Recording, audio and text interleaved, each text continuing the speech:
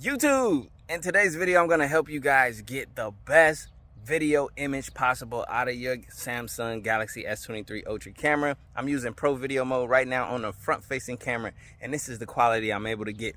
I'm in direct sunlight out here. No ND filters, nothing to help control our exposure other than the tools that we are given by Samsung in this app. So what I'm going to do is I'm going to use the screen recorder inside that's built into the S23 Ultra while recording the video. Sometimes it seems like the screen recording might look a little wonky, but at the end of the day, you guys are going to see all of the settings that I'm changing. So I'm going to switch to that right now. All right, so right now I am recording the screen. What I'll do is before I hit record on the actual camera and have, you know, the system overloaded with me doing both, I'm going to show you guys my settings. You guys can see them right here. I'm in Pro mode. I'm on 4K 30 frames per second. The mic is pointed to the front because I'm using the front facing camera. You can also point it to the rear. If I tap right here, I have the option of going omnidirectional, which is both cameras, front and rear, or rear, but I'm gonna keep it on front for now, right? And then white balance. This is important. This is how you get the colors right. So I'm going to show you guys. If I flip it to auto puts it at 5200 because that's about where sunlight is. But if I were to shift this to, like, you know, 3700, look how blue the image looks. And as I go up higher and higher, and then if I were to go too high, it gets too orange.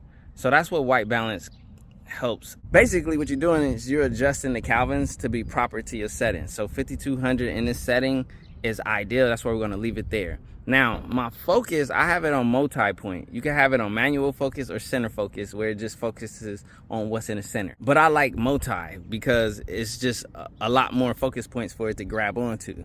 Now EV, you don't really have to touch this. I would just leave that at 0, 0.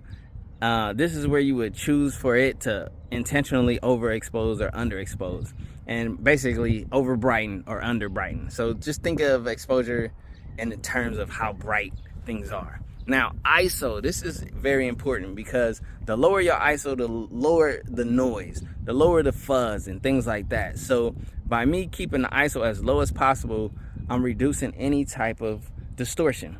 Now, in lower light situations, that's where people start to crank ISO, but you also crank distortion.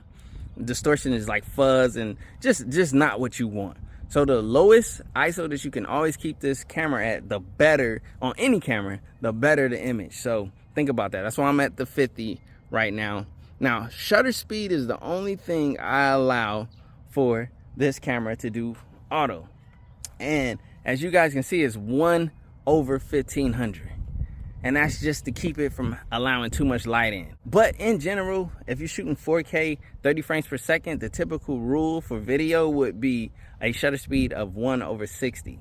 But if I switch it to 1/60, you guys are going to see what happens. Let me go down. 1/60, too much light allowed in.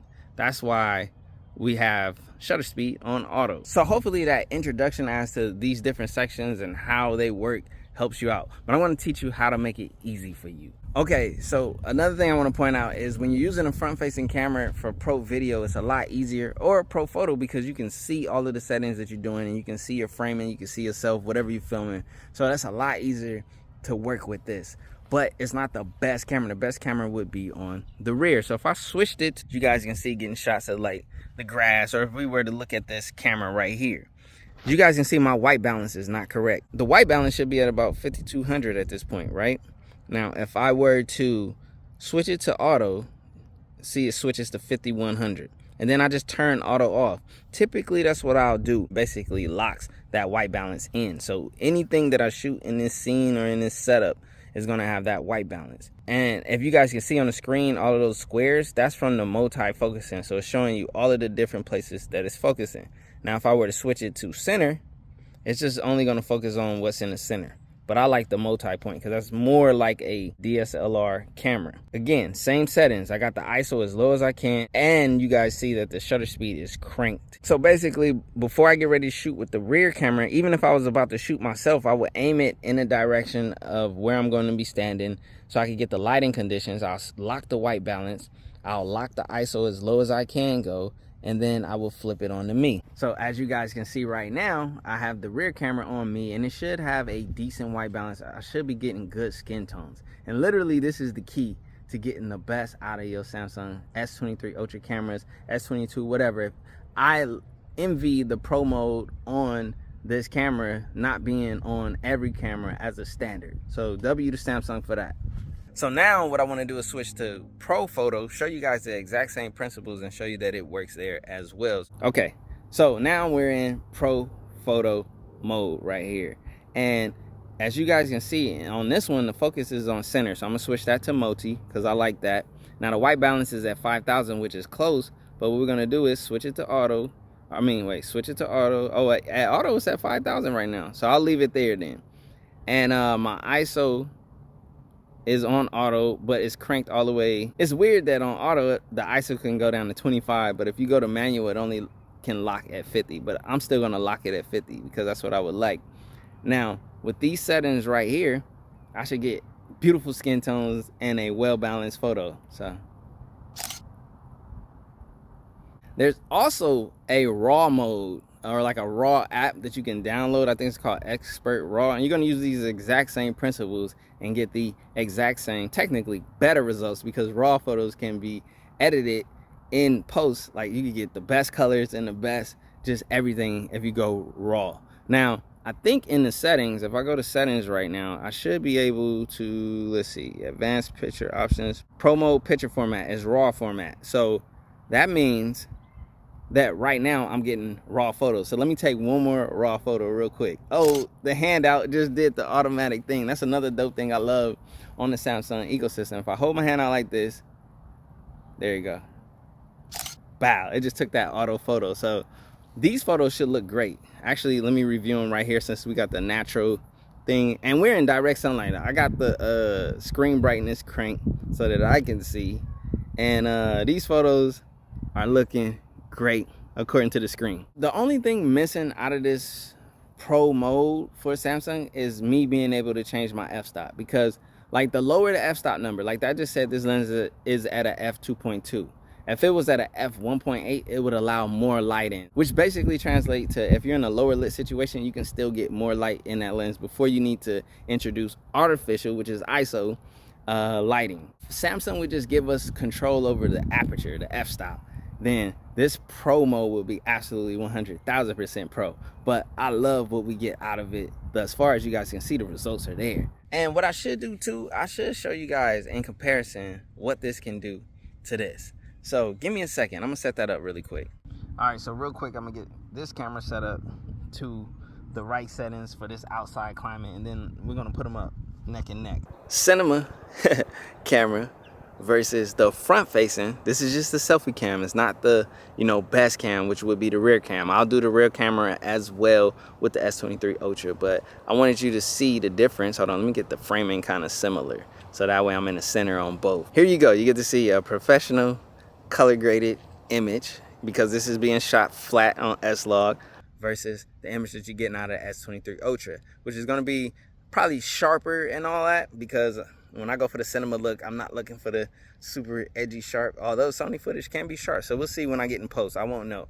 Now the next thing I want to do is I'm gonna flip to the rear camera. Now the fun thing about the rear camera on the S23 Ultra is we're shooting in 8K resolution.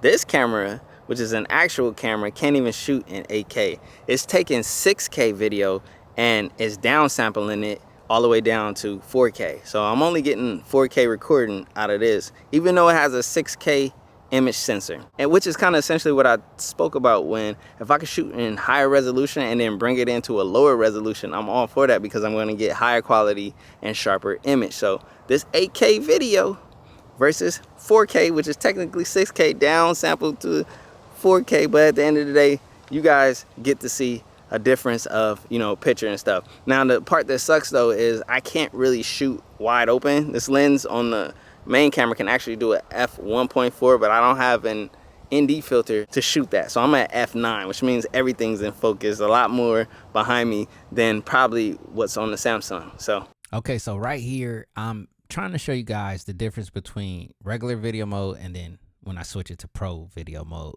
So the audio on this was kind of funky, so I had to re-record it. So right here, as you guys can see, I'm switching back. This is regular video mode, and then I'm going to switch to pro video mode just to see if we see a difference. I do see a difference in colors. The color representation to me in the pro video mode with the pro video settings was a lot more true to what was real versus the auto video mode. Okay, so I wanted to do the same thing with the front camera, is comparing pro video versus regular video. So right now I'm in pro video mode. So I'm at 4K 30 and the front pro video. Now just the regular video, which is still 4K 30.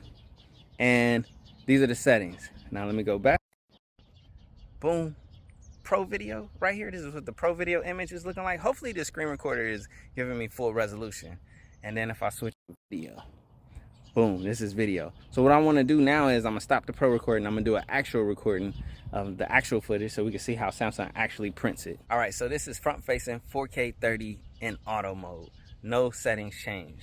Okay, now this is 4K 30 front facing camera, but in pro video mode. No settings changed other than the proper settings, the right settings.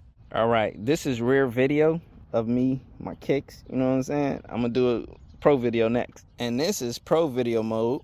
The only thing that's different is I can put the microphone to aim where I wanted to shoot, but exact same settings, pro video mode. Let me know which one is better.